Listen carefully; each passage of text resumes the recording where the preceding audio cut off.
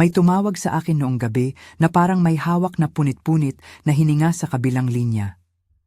Precious, umuwi ka na, ang boses ng ina. Mabilis, may kinikilabutan na tinig na hindi ko inaasahan mula sa kanya. Plano ko sanang magpahinga muna, review pa naman para sa board exam sa Maynila. Sinabi kong, mamaya na lang. Pero may isang bagay sa tono niya na nagpuwersa sa akin tumayo at mag-impake ng mga damit nang hindi na naglalagay pa ng segundo sa pag-iisip. Sa bus papuntang probinsya, nagulat ako sa katahimikan. Ang mga ilaw ng highway ay parang nagbababa ng kurtina. May biglang lamig na kumakawala mula sa bintana kahit tag-araw. Nagtaka ako. Bakit ko naramdaman na may sinasabing, mag-ingat ka ang hangin? Napailing ako sa sarili ko, tawa rin ang naglabas. Precious, hindi ka namin madadala papunta sa pelikula ng takot ngayon, usisa ng kaibigan sa telephone bago tumunog muli ang pagbaba ng linya. Paglapag ko sa munting terminal ng bayan, nakita ko agad ang driver ng jeep na tumingin ng matagal. Parang nag-aalangan pumasok sa baryo. Hindi siya ang nag-iisang nag-alinlangan. May ilang mukha sa gilid ng kalsada na tumingin sa akin ng mabigat, may halong takot at pagtataka. Parang hindi ako ang umuuwi, kundi isang bisita na dapat dalhin ang lahat ng lihim ng lugar sa likod niya. Pagpasok ko sa aming bahay, ang pinto ay bukas pero tahimik, hindi karaniwang katahimikan. Inay, lagi siyang maingay at nagluluto ng sabaw na parang pinagkukwentuhan ng buhay, nakaupo lang at tahimik, nakatitig sa mesa. Itay naman, na palaging may biro at pakitang tao, nagkunwaring nagbabasa ng dyaryo, pero yung mga mata niya hindi nakatingin sa pahina, nakatingin sa bintana, parang may hinihintay. Sinubukan kong yakapin si inay. Nagulat ako nang umuurong siya ng bahagya, hindi formal na pag-iwas, kundi para bang may malamig na bagay na dumampi sa kanyang balikat. Precious, mahina niyang sabi, isang paghalik na parang nalaglag sa dulo. May pagkakaputol sa init na dapat ay nakukuha ko mula sa kanila. Hindi ko maipaliwanag, pero parang may pader sa pagitan namin. Nilagay ni inay sa mesa ang nilagang kanin at ulam. May amoy, pero may kakaibang aftertaste.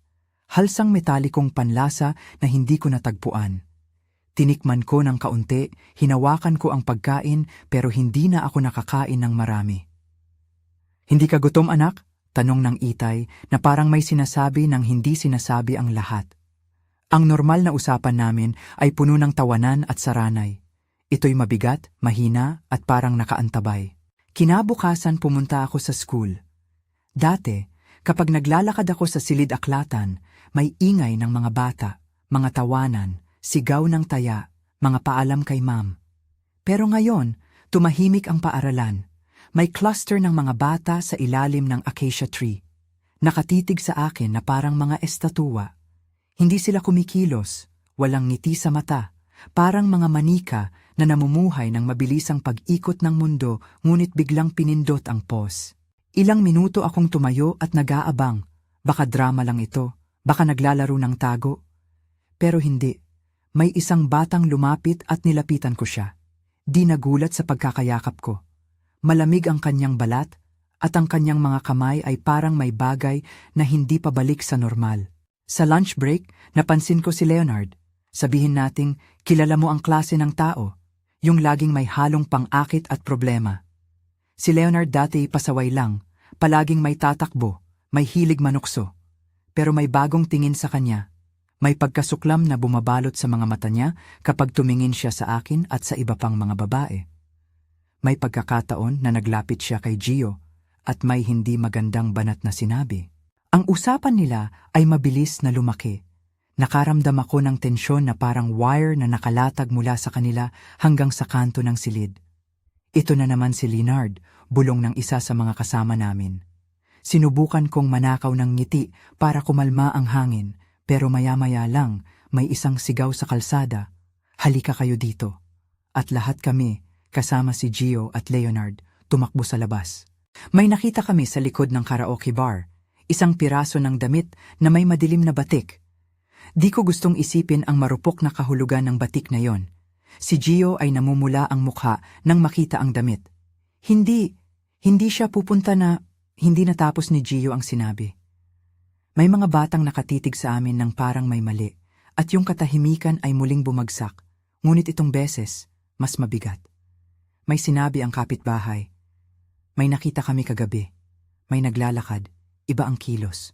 Hindi pa rin kami sigurado kung anong klaseng iba ang tinutukoy nila. Umuwi ako ng gabi na may kaba. Sa pagitan ng pagpapatigil ng bus at paglalakad ko pauwi, naalala ko ang pagkakatitig ng mga bata. Lagi kong sinasabing hindi dapat hayaan ang takot na magbago ng mundo mo. Pero nawala ang logic ko nang makalapit kay Inay na parang walang kulay ang mga labi. Sinubukan ko ulit siyang hawakan at ngayon halos hindi niya kinilala ang pangalan ko. Precious? Mahina at kapag tinanong ko, iniwas niya ang paningin ko, ang mga mata niya parang may itim na anino sa gilid. Hindi ako umalis nang hindi humihiling ng paliwanag, ngunit walang malinaw na sagot ang dumating. Mga araw na iyon ay puno ng maliliit na palatandaan. Hindi agad malalaman kung alin ang normal at alin ang hindi. May lola sa dulo ng kalsada na nag-aalaga ng mga palayok. Siya ang sabi ng iba ay matanda nang may alam sa mga bagay ng bayan. Nabasa ko rin sa isang lumang libro sa bahay namin na may mga ritual noon para sa mga taong nawawala sa sarili. Pero hindi ako handang tanggapin na yun ang nangyayari sa aming tahanan. Nasa isip ko ang praktikal na solusyon. Baka stress lang, baka pagod sa trabaho, baka may sakit na madaling magamot. Pero may pang-espesyal akong kutob at hindi iyon dumaan sa checklist ng mga doktor o mental health pamphlet. Isang gabi, hindi ko makalimutan. Ako ay natutulog, ngunit ang panaginip ko ay hindi ordinaryong imahe. Nakita ko si Itay na naglalakad sa bubong.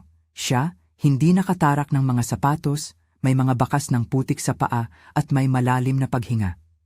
Lumakad siya palayo sa yungib ng buwan at sa pagitan ng kanyang mga hakbang may ibang anyo na sumasabay, parang anino ng isang hayop, parang tao pero hindi ganap. Nagising ako sa isang sigaw, may umuungol sa labas ng aming bintana. Tumakbo ako palabas at nakita si Leonard, hindi siya naglalakad, parang tumutulak ng sarili sa direksyon ng ilog. Siya'y may sugat sa braso, may madilim na bakas sa kwelyo ng damit niya. Hindi kami agad kumilos, lahat kami nagulat at natatakot. Kinabukasan, may bulong-bulungan na kumalat.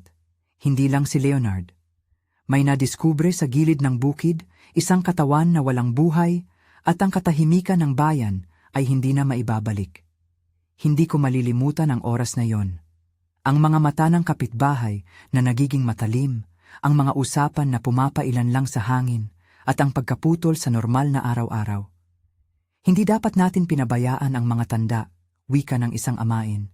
Ngunit sino ang may karapatan magsabi na normal pa ang lahat?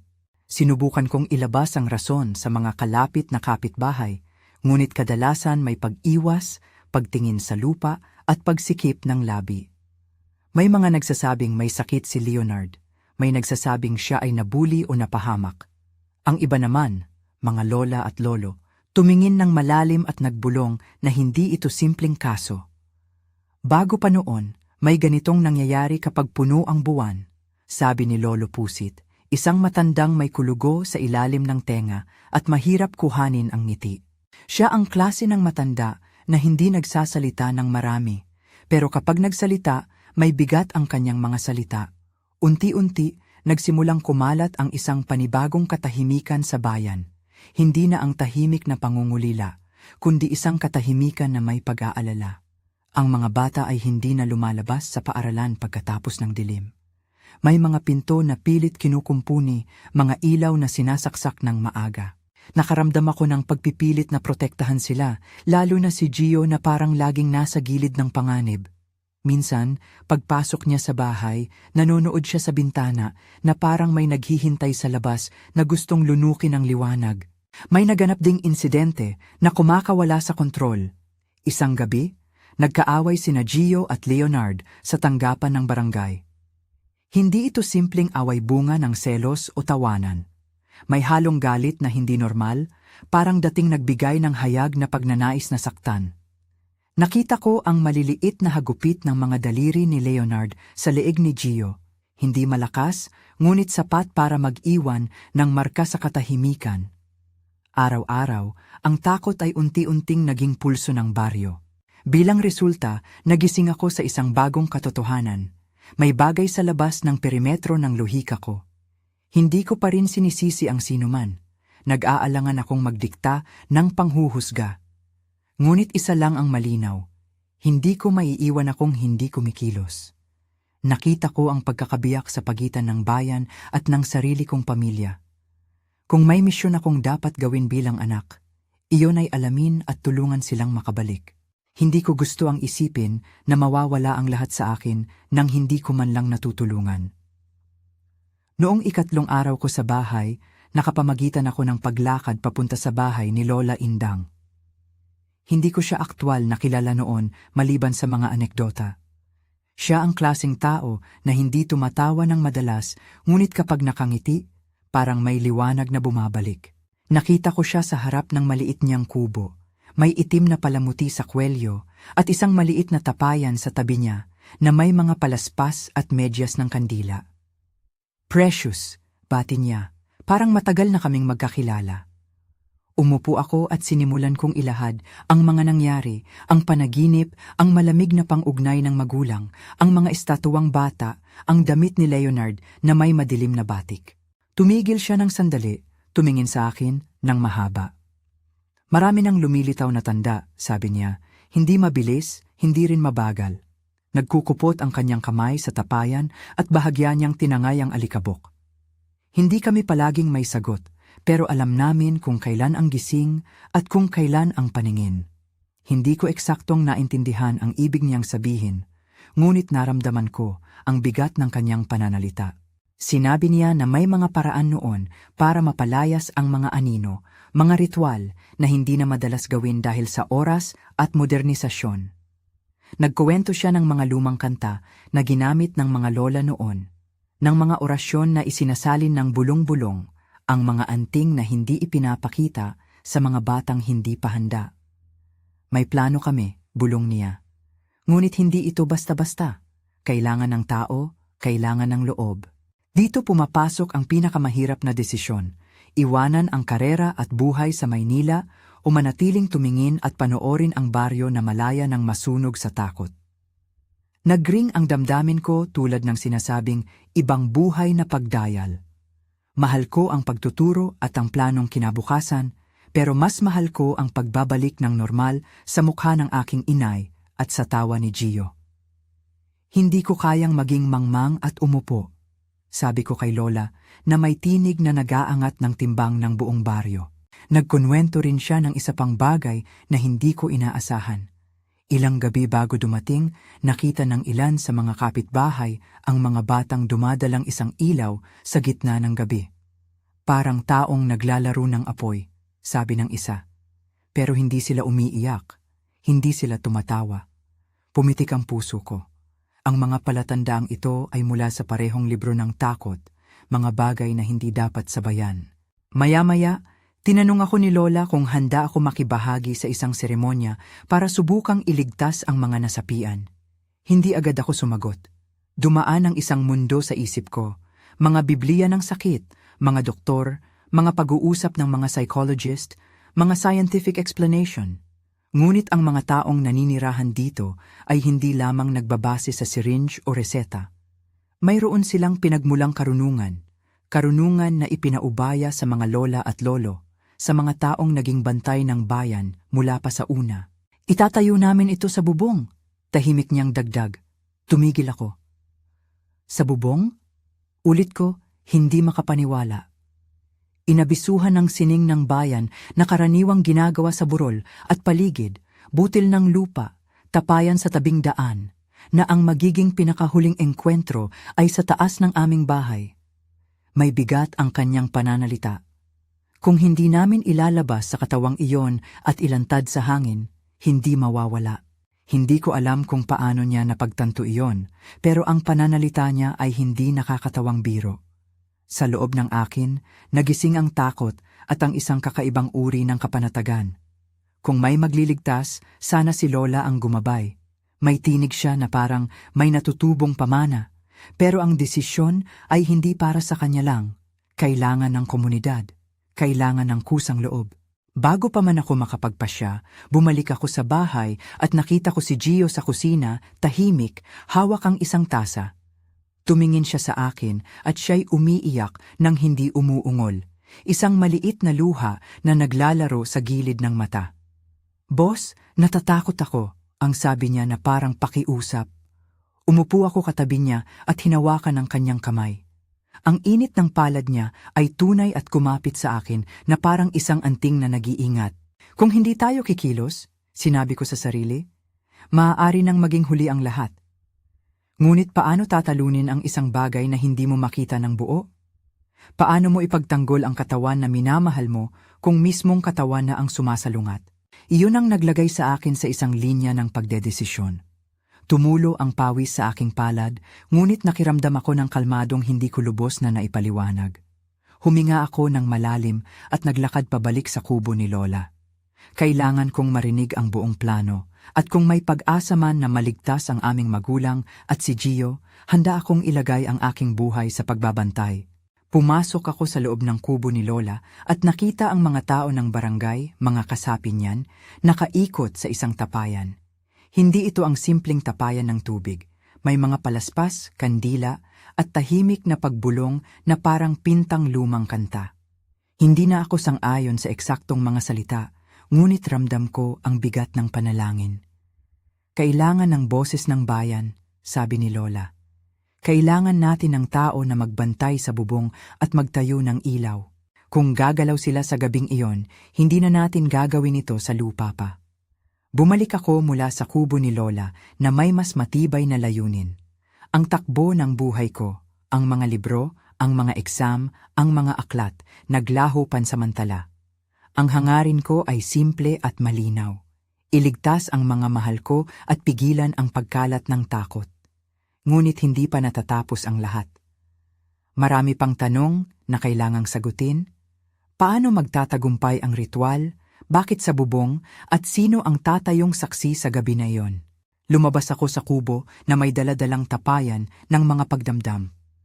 Habang naglalakad pa uwi, sumilip ang buwan mula sa ulap at nagbigay ng malamlam na ilaw na parang isang paalala.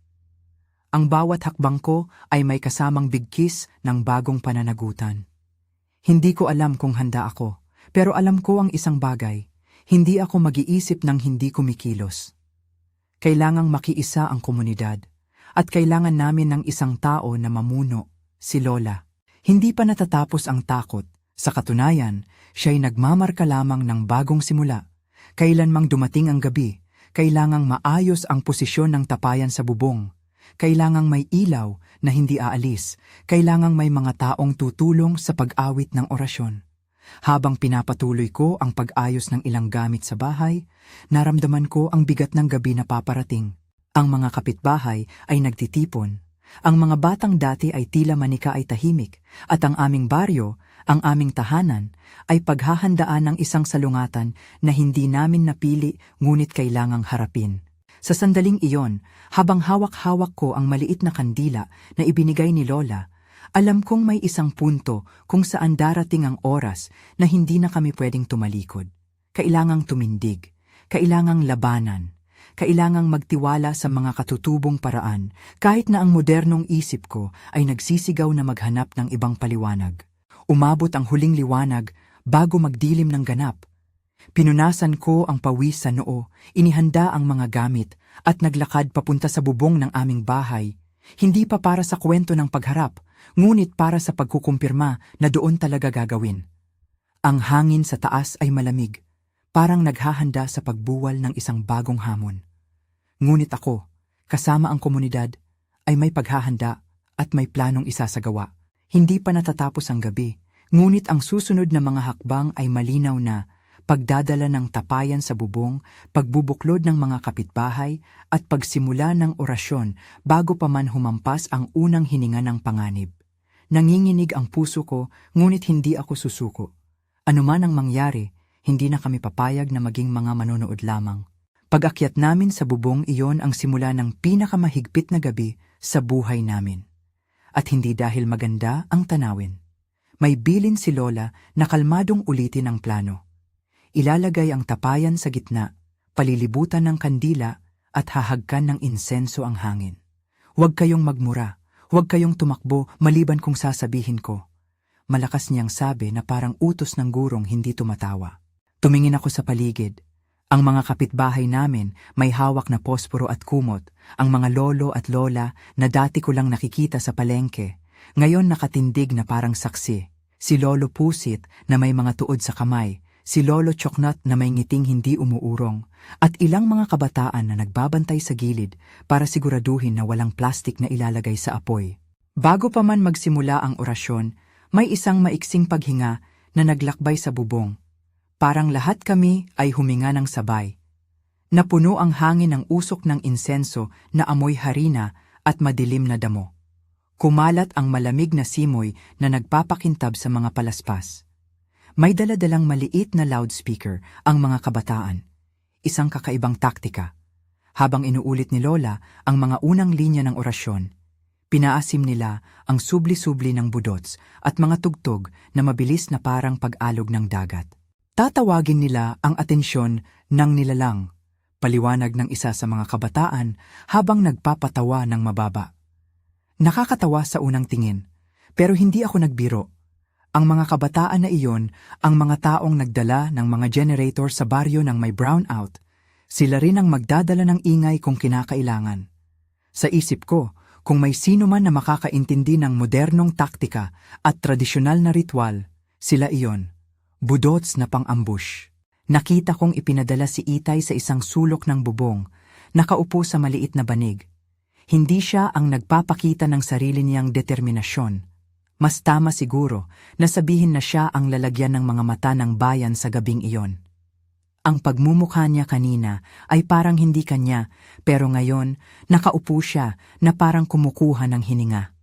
Halos hindi ako makatiis na lumapit, ngunit si Lola ang nagbigay ng isang maliit na pahiwatig para ako'y umatras. "Huwag kang masyadong sumisilip," sabi niya. May oras para hawakan ang kamay ng anak kapag wala ng panganib. Mabilis na siya nagpasya ng mga papel ng bawat isa. Ang mga dalaga ng barangay ang mag-iilaw sa paligid ng bubong. Ang mga lalaki naman ang magsisilbing bantay sa gilid ng bubong at magbubunot ng anumang magugulat, at si Lolo Choknot ang magbabantay sa tapayan. "Huwag niyong hahawakan ang laman," utos niya, at nagmatigas ang tinig. Hindi kami nagtanong. Sa mga bagay na yon, alam namin ang ibig sabihin. May laman ang tapayan na hindi basta tubig, may asin, may ilang pinaghalo, may aral na nagmula sa mga kwentong sinulatan ng mga lola noon. Sa gitna ng paghahanda, may isang kaunting katahimikan. Napatingin ako sa mga bituin, parang sila rin ay nag-aabang. Naaalala ko ang mga huling banal na salita ni Lola bago magsimula. "Ipagkatiwala ninyo ang buhay ninyo sa isa't isa. Kung babagsak ang isa, babagsak tayong lahat." Hindi ko akalaing ganoon katalim ang bigat ng isang pangungusap na iyon. Sinimula ng orasyon ng dahan-dahan. Hindi mga salitang madaling unawain sa una, kundi isang pagkakasunod-sunod ng mga bulong na may ritmo, may pagkapoetiko, at may basis sa tunog na parang may sinasalitang pangalan ng hangin. Hindi ko talaga narinig ang buong kahulugan ng mga binibigkas ni Lola. Hindi dahil hindi ako nakikinig, kundi dahil may misteryo sa mga salita na parang hindi dapat pakinggan kung hindi ka handa. Habang inuulit niya ang isang koleksyon ng linyang lumang-luma, may mga lolo at lola na naglalapat ng ilang palaspas sa hangin, at ang mga kabataan ay umuusal ng isang pattern ng pagbugso ng tunog. Malakas, paulit-ulit, nang hindi nakakalimutang ilagay ang beat na nagbibigay ng aliw at pagkalito sa paligid. Tapos ay napansin ko, may maliit na pag-igting sa hangin, parang may kakaibang larawang kumikindat sa gilid ng aming paningin. Mabilis akong lumingon at nakita ang mga bata sa ilalim ng akasya. Tila gumagalaw, pero mabagal, parang gumigiling ang mundo nila sa mabagal na pelikula. Tumingin sila sa amin at para akong nabigla dahil may nagbago sa kanilang mga mata. Dati kailanman ay nagliliwanag, ngayon may isang maputlang kislap. Napakalit ng pagbabagong iyon at parang ang bawat pag-igting ay tumitipas sa dibdib ko na parang maliliit na garapon. May isang sandaling tahimik sa labas ng orasyon. Parang tumigil ang oras.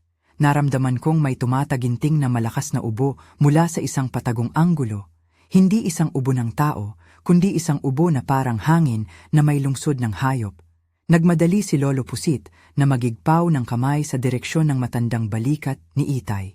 "Lumabas na," mahinang wika niya. "Hindi kayong makikipaglaban sa akin, ngunit dapat mong lakasan ang loob." Kahit hindi malinaw, alam kong sinasabi niya iyon para kay Itay, na nagmumukhang maliit at hindi nakapangangatog. Dumudugo ang puso ko, at doon nagsimula ang pagkilos ng tapayan. Sinasabi ni Lola sa mga kasapi na ibuhos ang laman ng tapayan sa mga bakuran ng paligid, huwag basta itapon sa kalsada, ilagay sa lugar na may liwanag. Unti-unti, may aso ang naglalakad sa paligid at umuungol ng mababa. May mga anino sa bubong na parang sumasayaw. Ang orasyon ni Lola ay papalakas at kumakapit sa hangin. Tila ba may pamilyar na pamamaalam na, "Lumabas ka," paulit-ulit niya. "Lumabas ka na?" Hindi ko maintindihan kahit paano, pero pakiramdam ko ang bawat salitang iyon ay tumutulak ng hangin tulad ng isang puwersa. Maya-maya, may nangyaring bagay na hindi ko inasahan. Isang umbok, isang pag-igting sa hangin. Parang may bumagsak mula sa bubong ng kapitbahay at muling tumalbog sa aming bubong. Nakita ko ang anino na umaangat tulad ng asong lumilipad, hindi ganap na tao, hindi ganap na hayop, isang bahagyang liko ng anyo na para bang itinabon sa kadiliman. Ang tunog na lumabas mula rito ay hindi malakas na sigaw, mas makahulugang oo na parang hangin sa puno. Ang katawan nito ay hindi malinaw, naglilipana, nag-iiba. "Diyan na," napabulong ni Lolo Choknut at tumindig na parang may nalalapit na bagyo. "Huwag kayong humingi ng awa, tayo na." At doon nagsimulang kumilos ang lahat. Ang mga kabataang nakahold ng speaker ay nagdagdag ng volume. Ang mga ilaw ay mas lalo pang pinaningning, at ang mga kandila ay muling pinalakas. Ang pandinig ng lahat ay naging parang isang banda, kanta ng orasyon, tunog ng budots, ungol ng hangin. Hindi ko maisalarawan ng detalyado ang anyo ng nilalang. Mas mabuti siguro iyon dahil mas maganda ang epekto kaysa sa paglalarawan ng itsura niya. Ngunit may isang bagay na nanatiling malinaw. Ito ang sandali kung saan nakita kong tunay na nanganganib ang mga minamahal ko. May sumugat na humagulgol sa gilid at nakita ko ang anyo na parang lumitaw mula sa dibdib ni Itay. Hindi siya nag-iisa. May maliit na pag-ikot ng anino na parang isang ugat na kumukuha ng liwanag mula sa kanyang katawan. Ang katahimikan niya kanina ay pag-alaala lamang na siya ay kasangkapan na ngayon. Si Gio ay tumayo sakay, ang mga tuhod niya na nanginginig. Hinawakan niya ako ng mahigpit. Ang init ng kanyang palad ay pabilog at tunay. "Precious," bungang salita niya. "Anong gagawin natin?" Tumingin ako kay Lola at nakita ang kanyang mga mata. May pagkabalisa, ngunit may determinasyon. "Tandaan mo," sabi niya, "huwag magpadala sa takot. Huwag magpadala sa pag-aalinlangan. Kapag ako'y magsasabi, tayo ay humahagis ng asin, papatayin ng bulong, at titingnan natin ang liwanag."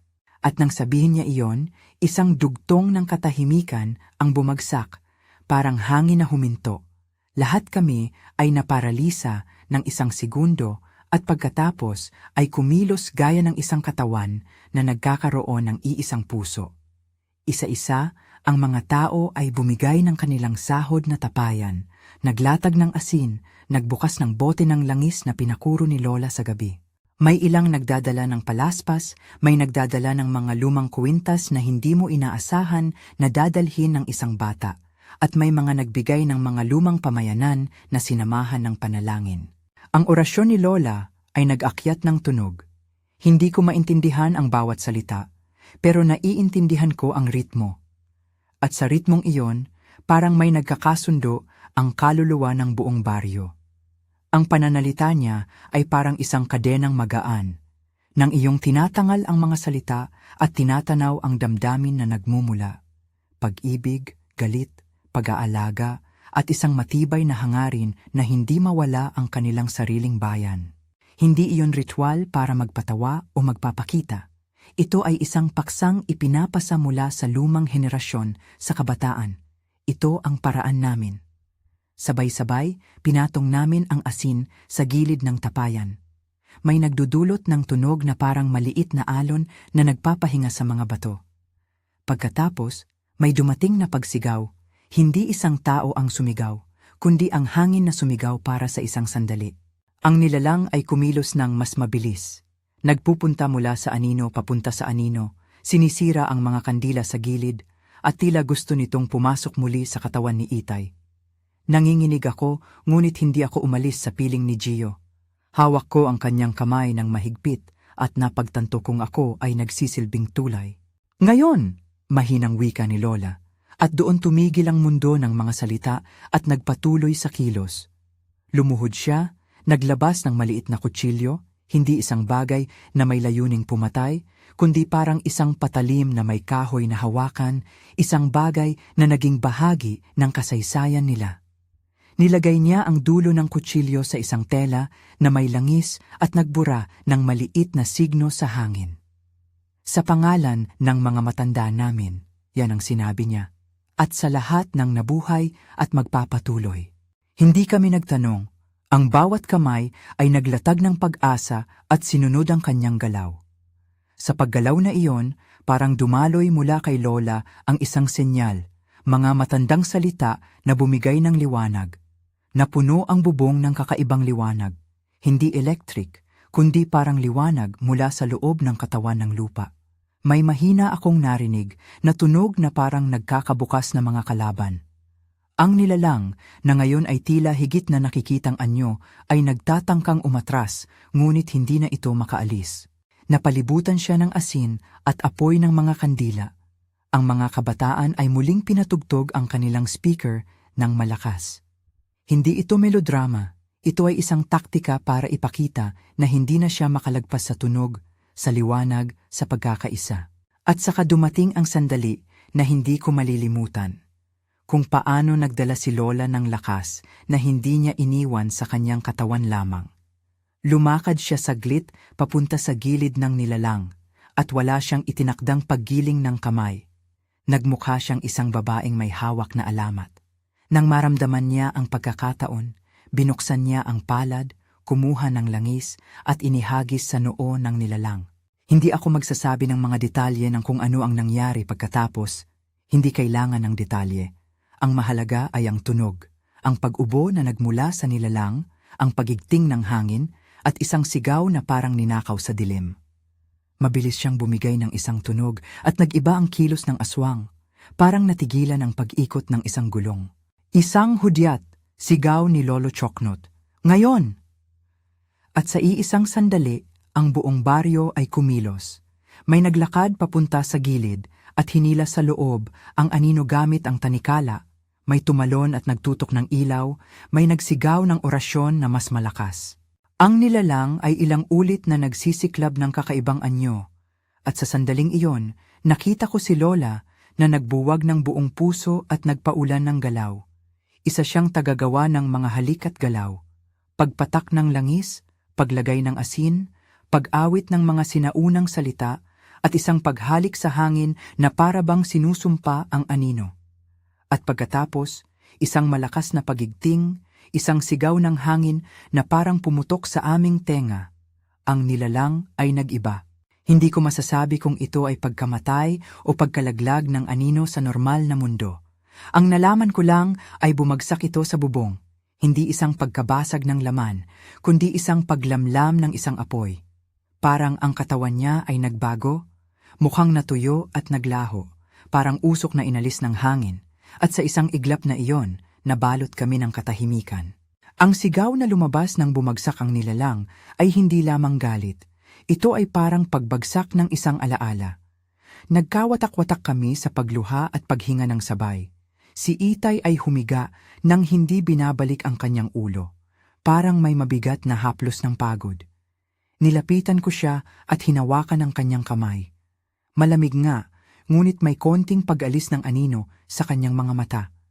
Si Inay naman ay umiiyak sa gilid.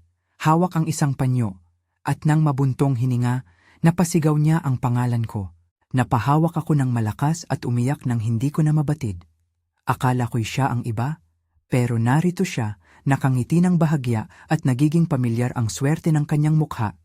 Si Gio ay tumuntong pababa at sinalubong si Lola nang kunin ang balikat niya at ginawa itong parang yakap na walang hanggan. Napakagaling po ninyo. Bulong niya na parang hindi man lang matuldukan ng utang na loob. Si Lola ay nangiti lamang na parang napakabigat ang hawak na hindi na kailangan pang sabihin. Hindi natapos ang gabi doon, may mga susunod na ritual. Ang paglalagak ng mga labi ng panaunan sa loob ng tapayan at paglalagay nito sa apoy. Ang pag-iingat at pagbibigay ng pangako na hindi na muling papayagan ang lumang pagpapabaya. Hindi namin sinimulan ang pagsunog bilang isang pagdiriwang kundi bilang isang paraan ng pagsasara.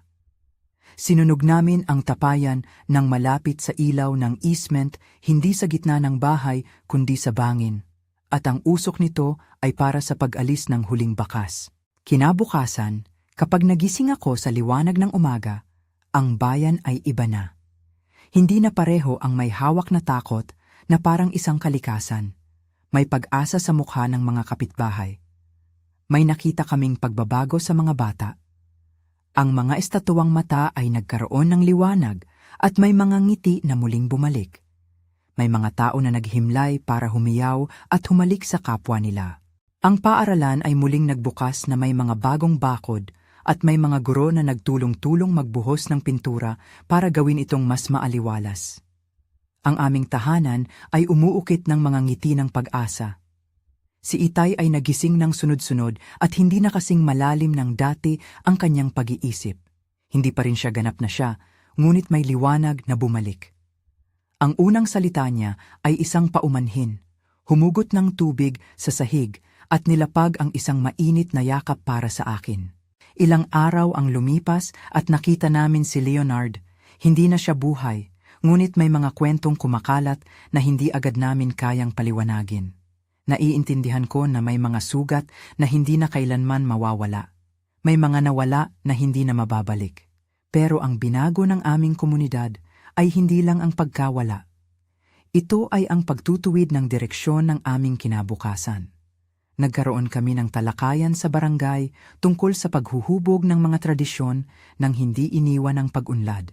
Marami ang nagtanong sa amin, paano naming pinagsama ang lumang ritual at modernong taktika? Sagot, may kakayahan ang puso na magtimpla.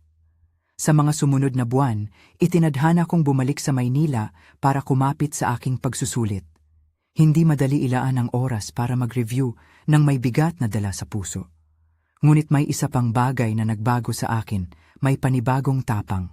Habang nag-aaral ako sa maliit na sulok ng kwarto sa bahay namin, inuulit ko ang mga tanong at formula.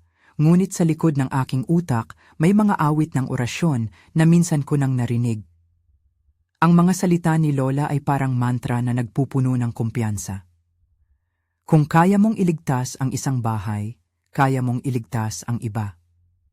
Inilagay ko ang dalawang bagay sa puso ko, ang pagnanais na maging guro at ang pagnanais na protektahan ang bago kong natutunang bayan.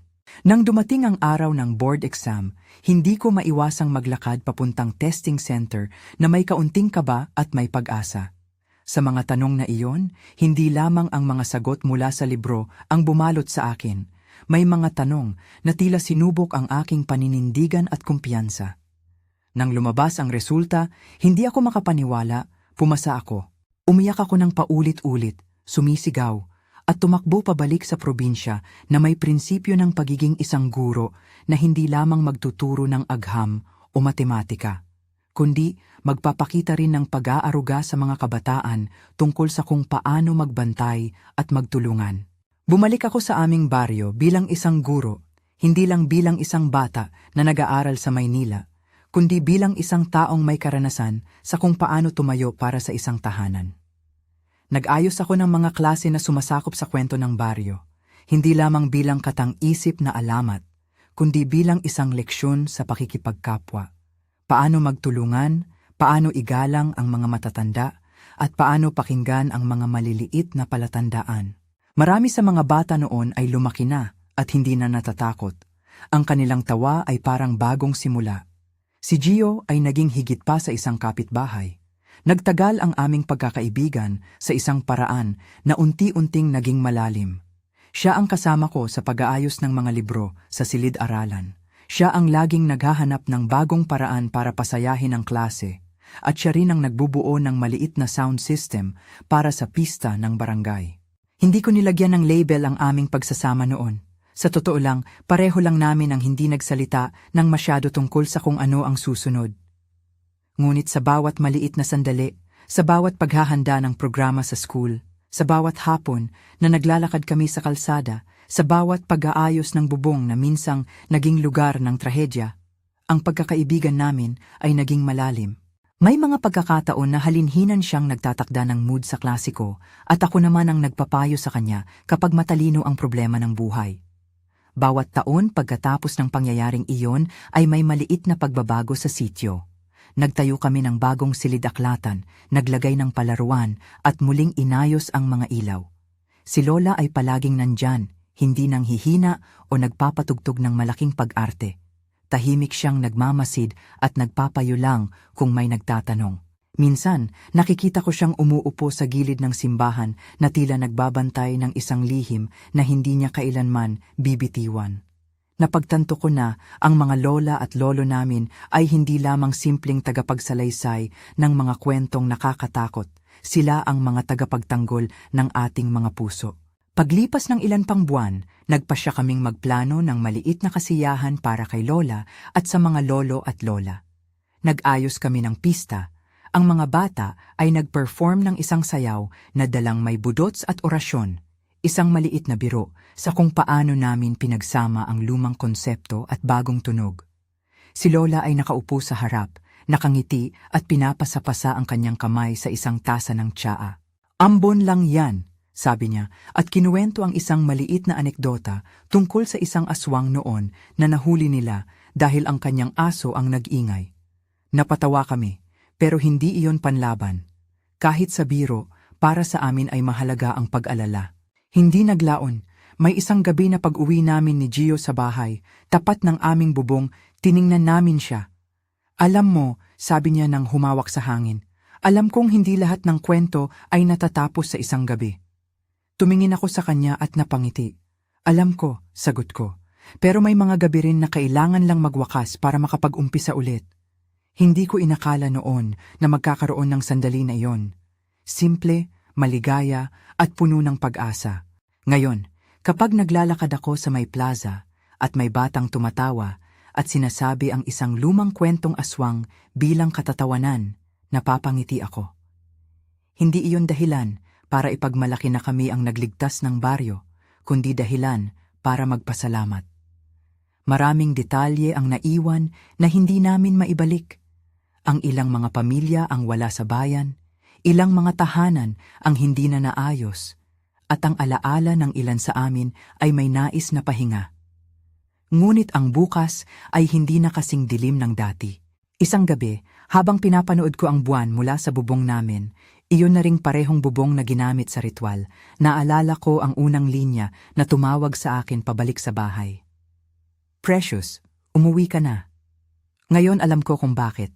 Hindi lang ako umuwi para sa isang ina na may malamig na tinig. Umuwi ako para itaguyod ang isang bayan, para magbigay ng pag-asa sa mga bumangon, at para tanggapin na may mga bagay na hindi kayang ipaliwanag ng siyensya lang. May bahagi ng ating mga buhay na kailangan ng paniniwala at may bahagi na kailangan ng pagkilos. Kapag may mga bagong mag-aaral na nasa aking silid-aralan, madalas kong ibahagi ang isang pangungusap. Makinig kayo sa mga lolo at lola, sila ang may hawak ng kwento ng bayan. Hindi ito isang leksyon ng takot, ito ay paalala ng paggalang. At sa tuwing sinabi ko iyon, nagbabalik ang mga mata ng mga bata sa akin na parang sila ay mga estatwang dating nakita ko. Ngunit ngayon, may kislap ng pagkamangha, hindi pagkatakot. Sa wakas, nang dumating ang panahon na magplano kami ni Gio ng aming kasal, oo, dahan-dahang nauwi kami doon, napagpasyahan namin na gawing maliit lamang ito. Hindi kami tumuon sa salo-salo na maraming bisita. Mas gusto namin ang isang seremonya na puno ng pagmamahal, kasama ang aming pamilya at ang ilan sa mga tao na tumulong sa amin nang hindi humingi ng kapalit. Si Lola ay siyang nagbigay ng basbas, hindi sa paraang dramatic, kundi sa kanyang tahimik at malumanay na paraan. Iniabot niya ang kanyang kamay at naglagay ng maliit na tanda sa noo namin ni Gio na parang pagbibigay ng payo. Mag-ingat kayo sa isa't isa, ang sabi niya, at nagningning ang mga mata niya. Hindi ko maiiwasang maalala ang bubong kapag dumating ang aming anibersaryo, hindi bilang lugar ng takot, kundi bilang lugar ng pagligtas. Pinuntahan namin ito at may maliit na sumpa kami. Na kung kailanman ay muling may mangyaring kakaiba sa baryo, hindi kami tatakbo. Magtitipon kami at tutulong. Hindi dahil kami ay nagmamalaki, kundi dahil natutunan naming ang komunidad ay higit pa sa pinagsama-samang bahay. Ito ay ang mga taong handang mag-alay ng sarili para sa ikabubuti ng marami. May mga pagkakataon na tatanungin ako kung naniniwala ako sa aswang pa rin. Sasagot ako na may mga bagay na hindi ko kayang ipaliwanag sa siyensya, at may mga bagay na handa akong ipagkatiwala sa karunungan ng mga lola at lolo. Kung may itinuro sa akin ang gabing iyon ay ang halaga ng pakikipagkaisa, ang lakas ng panalangin at orasyon, at ang pagiging handa na kumilos. Ang ritual ni Lola ay hindi naging isang simpleng palabas.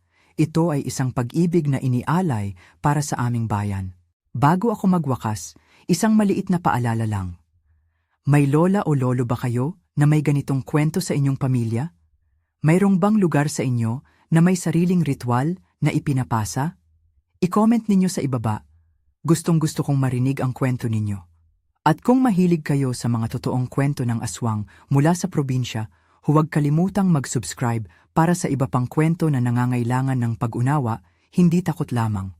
Sa bubong namin nagwakas ang lahat, dahil doon, sa gitna ng gabi, isang matandang babae na may kamay na may marka ng panahon ang nagligtas ng aming tahanan.